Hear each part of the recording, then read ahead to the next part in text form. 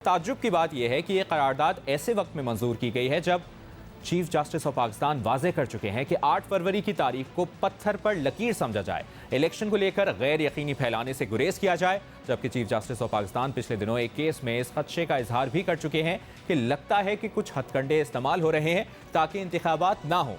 मामलात किस तरफ जा रहे हैं? क्या सेनेट में मंजूर करारदाद इलेक्शन मुलतवी करवाने की साजिश है? इससे पर बात करेंगे। सीनियर सहाफ़ी तजियाकार हामिद मीर साहब ने हमें ज्वाइन किया है। हामिद मीर साहब, सबसे पहले तो आप वहां पर मौजूद थे इस इलेक्शन मुलतवी होने की करारदाद से पहले। क्या हुआ इसकी मंजूरी से पहले?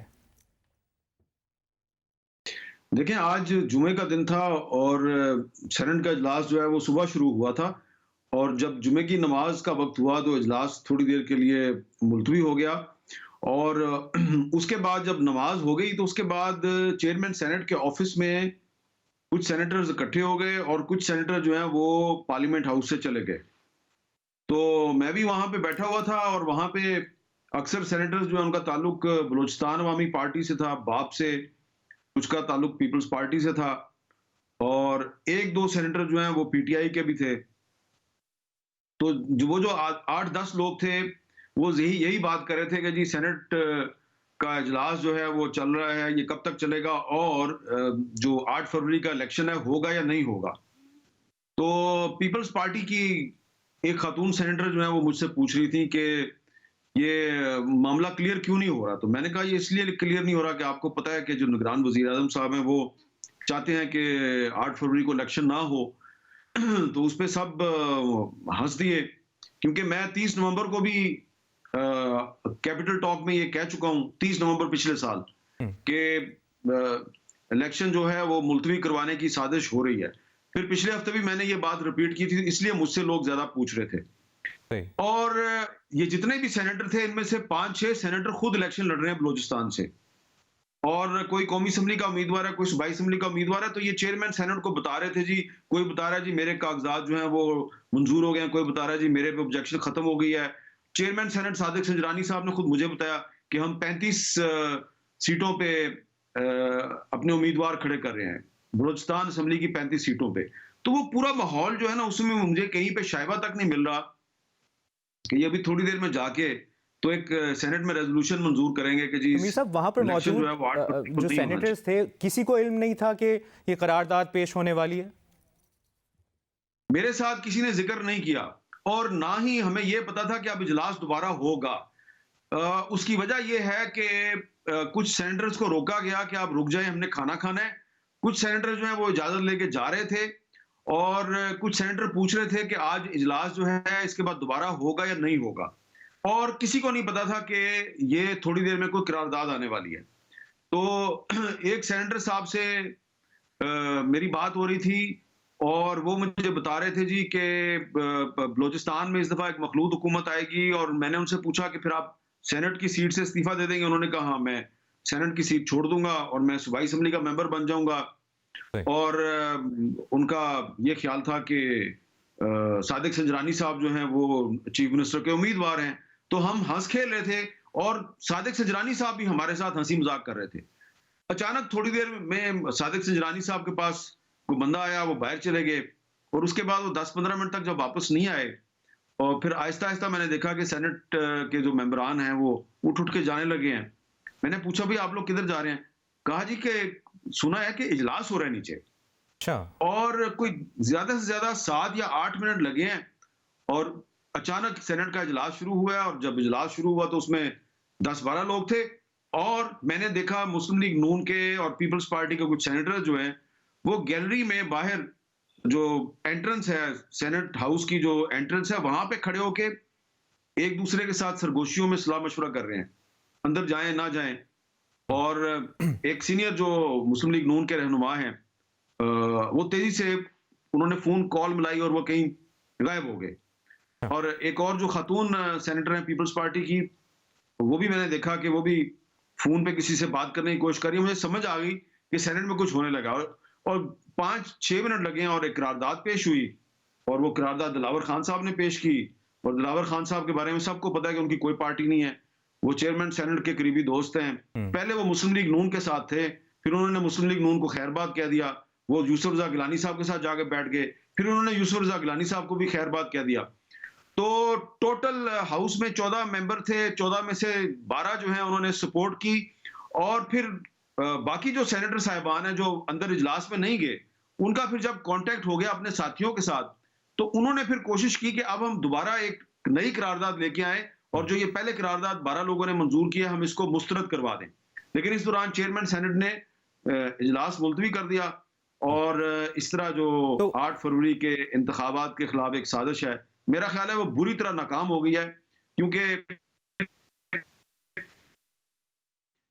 ये जो करारदाद है जिसकी हमायत सिर्फ अवामी पार्टी और कुछ आजाद जो सेनेटर साहिबान है उन्होंने की, तमाम बड़ी पॉलिटिकल पार्टीज ने इस करारदाद की खुलकर मुखालफत की है, इसको मजम्मत की है, इसे एक साजिश करार दिया है। लिहाजा अगर ये साजिश थी तो साजिश नाकाम हो गई है। साजिश करार दिया गया है जिस तरह आप भी कह रहे हैं, और साजिश नाकाम भी हो गई है।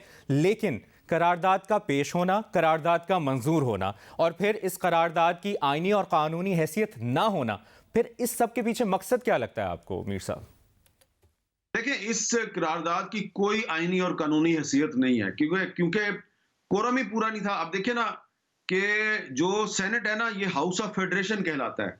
इसमें चारों सूबों के जो सेनेटर साहिबान हैं उनकी बराबर बराबर तादाद होती है। कौमी असम्बली में तो आबादी के लिहाज से होती है ना, पंजाब की सबसे ज्यादा है, फिर सिंध है, फिर खैबर पख्तूनख्वा है, फिर बलूचिस्तान है। सेनेट में सब सूबों की बराबर नुमाइंदगी है। इस हाउस को एक मजाक बनाना और एक साजिश की आमाजगाह बनाना, मैं ये समझता हूं ये इंतहाई काबिल मजम्मत है। और जिन मोअज़्ज़ज़ सेनेटर साहिबान ने ये सारा काम किया है वो जरा खुद सोचें कि जनाब तमाम बड़ी पॉलिटिकल पार्टीज जो हैं वो कह रही हैं जनाब कि हम इस साजिश का हिस्सा नहीं बनेंगे, तो उनकी क्या क्रेडिबिलिटी रह गई। अब जब वो बलूचिस्तान में या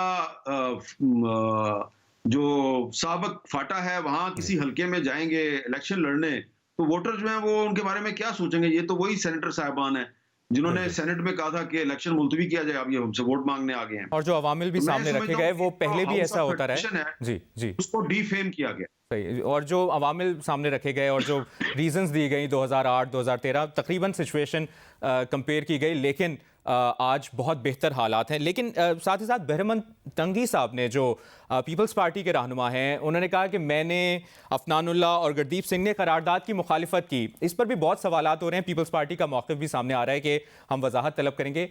क्या मुखालिफत से ज़्यादा ये बेहतर नहीं था कि वो जब ये करारदाद पेश की गई तो वो कोरम की निशानदेही करते इनमें से तीनों?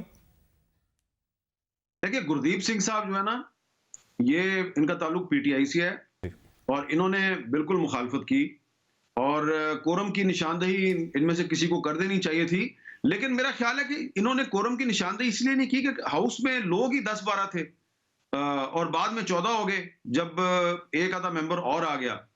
तो लेकिन ये बात दुरुस्त है कि बहरमन तंगी साहब जो हैं वो एक बड़े पुराने पॉलिटिकल वर्कर हैं और वो पीपल्स पार्टी के वोटों से सेनेटर बने हैं। उन्हें पीपल्स पार्टी की पॉलिसी के मुताबिक चलना चाहिए था।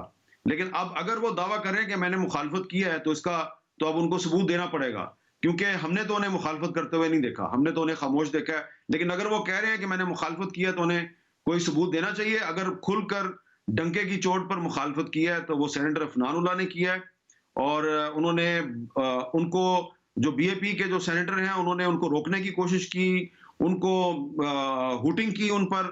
और जो गुरदीप सिंह साहब हैं जिनका ताल्लुक पीटीआई से है, वो अफनानुल्लाह साहब को सपोर्ट कर रहे थे।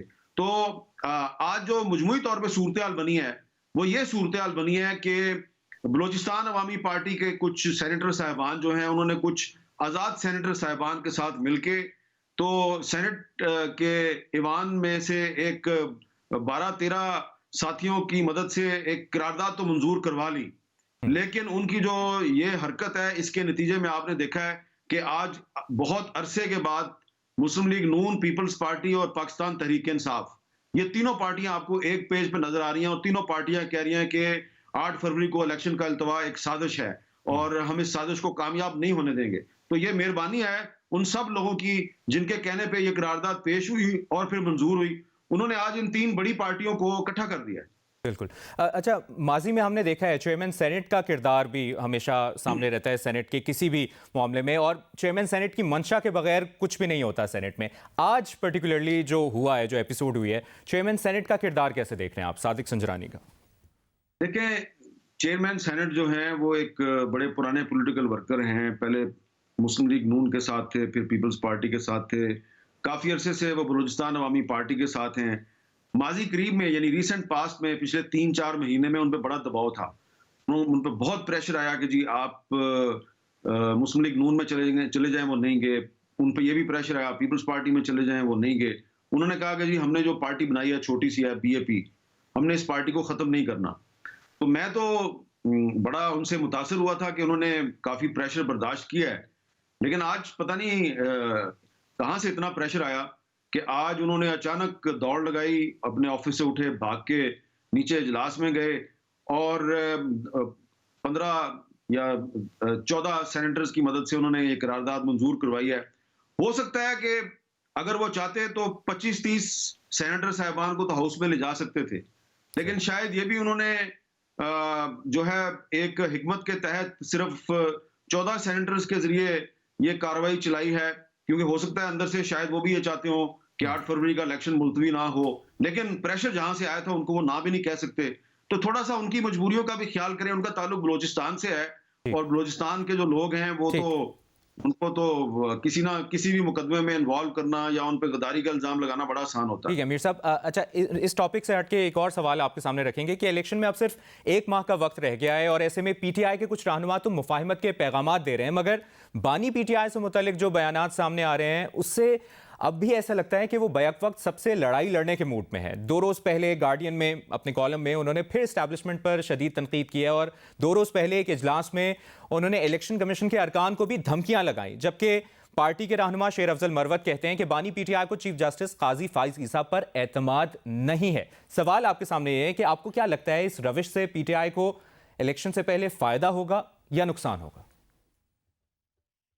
देखिए, अगर आप मुझसे बतौर एक जर्नलिस्ट के पूछ रहे हैं तो मेरा ख्याल है कि अगर बैरिस्टर गौहर अली खान साहब कह रहे हैं जी कि उन्हें चीफ जस्टिस काजी फाइज साहब पे एतमाद है और उनके जो सीनियर नायब सदर हैं शेर अफजल मरवत वो कह रहे हैं जी कि हमें एतमाद नहीं है, तो इसका मतलब यह है कि पार्टी के अंदर इत्तेफाक राय नहीं है, कन्फ्यूजन है और 2 ग्रुप बने हुए हैं और जाहिर बात है ये अच्छी बात तो नहीं होती।